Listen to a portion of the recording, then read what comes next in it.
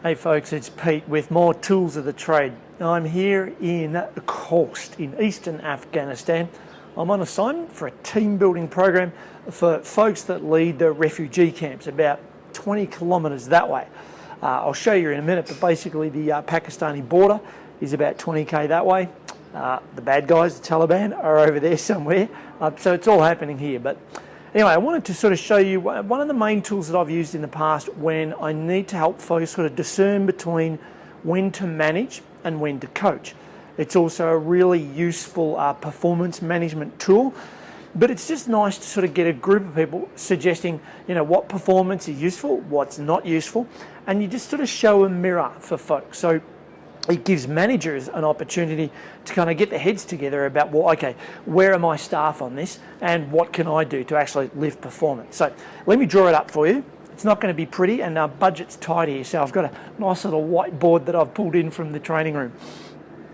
So you can draw it up in real time, like literally just start it up. Nice big arrow. And I don't profess to being able to draw arrows, but there you go. And we start off with this part up here, the super worker. And it's here that you like to get folks thinking about, well, okay, what are the qualities and characteristics of a super worker? Now, if you're quick enough, you can write them in. So you might write in something like takes initiative, team builder.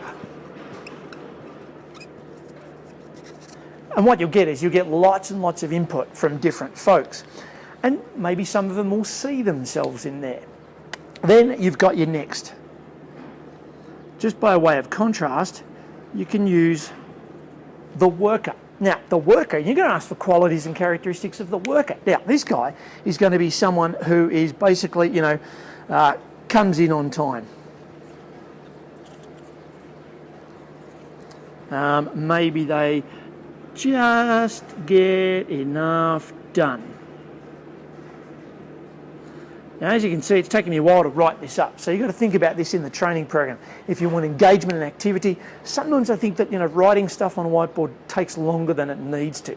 Folks have shouted stuff up, but you kind of want to get it up there anyway, because that way you could sort of help people to visualise things and get a little bit of a diagnostic on where they feel their team's performance is.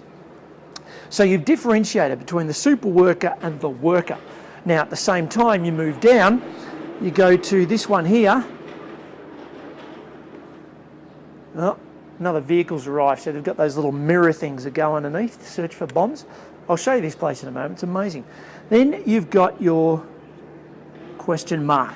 Now, this is the employee that is basically, well, a question mark. You're not quite sure. This one maybe flies under the radar. Maybe this one is, brings other people down. So, they're not a team player, they're not someone who is going to, get a lot of work done, so productivity is an issue. And then as you differentiate these two, you can also find this last one, the out. This is an employee who is perhaps illegal, immoral, not a good team player, lazy, just wrong. I've had all sorts of comments, and that's the thing, is I've written up some of the ideas that I've remembered, but you're going to draw it from the audience because they're going to be quite enrolled and engaged in the process because they see other people in there. Dare they say they see themselves. And that's part of the key here, because you're able to sort of get a group to be honest with themselves about where they are on this schema. Because then you've got a place to start when it comes to thinking about a big arrow here is when to coach and when to manage. And this is key, is because a lot of folks, they go along to training programs and they've been sent there by their manager because their manager just hasn't dealt with the poor performance. And if you're, teaching coaching training, or indeed if you're coaching someone, there comes a line you've got to draw in their performance that's kind of like, probably lower down the arrow, where you suggest, this is about time-bound measurement of performance. There's no niceties. You can coach, you can have a red-hot crack at it, but at the end of the day, you've probably got a performance management system in place. So this is a really useful way to get teams and to get managers thinking about how they approach performance management, thinking about how they approach actually managing their staff or coaching their staff. I use it a lot when I've got a very resistant bunch, perhaps a group that's not working too well, and this helps to highlight sort of characteristics and how they typically behave and perform in that environment. And so it's a really nice way to kind of just bring it to the surface and give it a visual for how people can relate to their style of working. There's sort of nowhere left to hide after you reveal an arrow like this. So let me bring it a little bit closer. Okay, look, I know the drawing is not great, but there you go.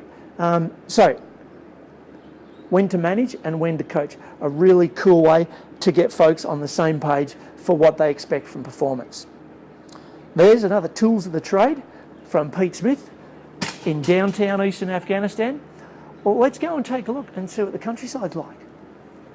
So it's a beautiful old Afghani building. You can see all the lovely mirrored work and mosaic of tiles and stuff. Apparently a rich governor in town, it's his home and the UN is leasing it.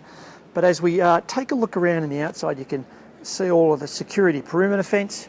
Security guard there, you might see another one sitting out there beyond the tree. Looks like he's sleeping most of the time. Got the UN vehicles. Off in the mountains there is the Pakistani border. Over here you just see folks going about the regular life, morning life. You might be able to see we're in the Pashtun area, so a lot of the original clothing, those beautiful headdresses are there, and it's generally pretty safe. But we've been in lockdown here for the past 3 days because we were going to do a road mission, but they got intel that there was going to be an ambush on the road between Gardez and Kabul. So I'm going to be chopping out this morning. So the next tools of the trade instalment hopefully will be coming from New York, or I'll be safe and well. But it's all relative, isn't it? Anyway, that's another tools of the trade. Thanks for joining me. Cheers.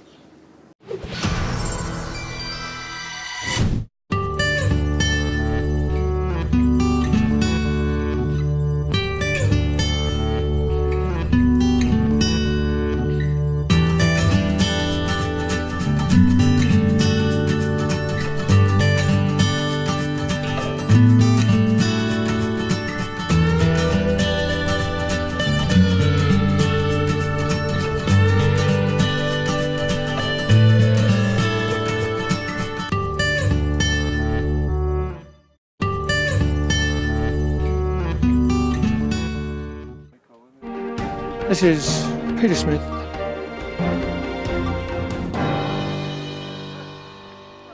Afghanistan.